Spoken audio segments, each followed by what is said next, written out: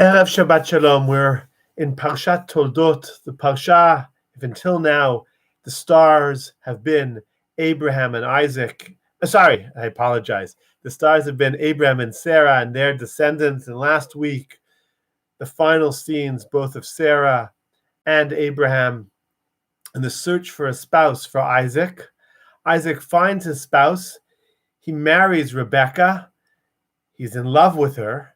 And the next thing we're told is they have two children, and suddenly the spotlight is transferred to these two children, to Jacob and Esau.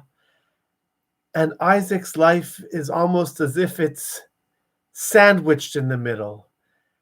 And many of us are blessed to feel as if we're in that sandwich generation. And the image of Isaac is one whose power isn't of being a chalutz, of being a founder.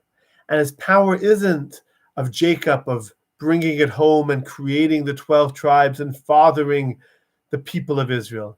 His power is that of continuity. The power of continuity is perhaps the most underappreciated in our society that seems to celebrate successes that are noteworthy. Isaac in his life does very little. In fact, one of the few things he does is V'yashov Yitzchak lachpor et be'erot hamayim asher chafru b'yemei Avraham aviv. He goes back and he redigs the wells that Abraham dug in the desert that were stopped up after Abraham passed. And he renames them the same names that Abraham named them. And he is embodying the ability to continue, to be there day in and day out, not at the great moments, but on the everyday moments. And in many ways, one of the contemporary Israeli scholars claims that perhaps our great ancestors should be Abraham, Rebekah, and Jacob. Abraham, who founds the religion, Rebekah, who steers the continuity into Jacob, and Isaac is kind of almost left out. I love Isaac. I think Isaac is that quiet, still voice that exists at moments in each one of our lives.